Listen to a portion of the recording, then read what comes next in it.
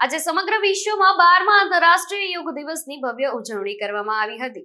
ત્યારે ગુજરાતમાં ગાંધીનગર જિલ્લાના માણસા ખાતે રાજ્ય કક્ષાના યોગ દિવસની ઉજવણી કરવામાં આવી હતી, જેમાં મુખ્યમંત્રી ભૂપેન્દ્ર પટેલ જે છે એ ઉપસ્થિત રહ્યા હતા અને એમની ઉપસ્થિતિમાં આ આયોજન કરવામાં આવ્યું હતું। વડાપ્રધાન શ્રી મોદી સાહેબના દરેક સંકલ્પને પાર પાડવામાં ગુજરાત હંમેશા લીડ લેતું રાજ્ય છે।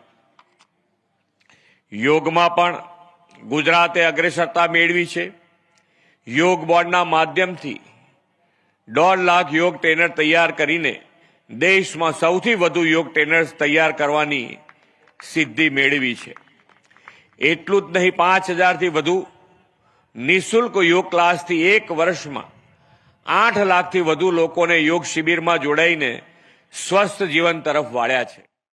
આજે 12મા વિશ્વ યોગ દિવસે આખા રાજ્યમાં 330 કરતા વધુ સ્થળોએ 1.25 કરોડથી પણ વધુ નાના મોટા વડીલો વૃદ્ધો સૌ સામૂહિક યોગમાં આજે જોડાયા છે।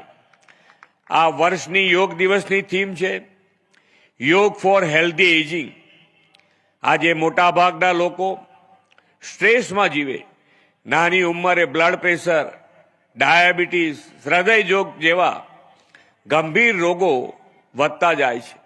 આવા સમયે યોગ એ સ્વાસ્થ્ય જીવનનો સરળ અને સચોટ માર્ગ છે।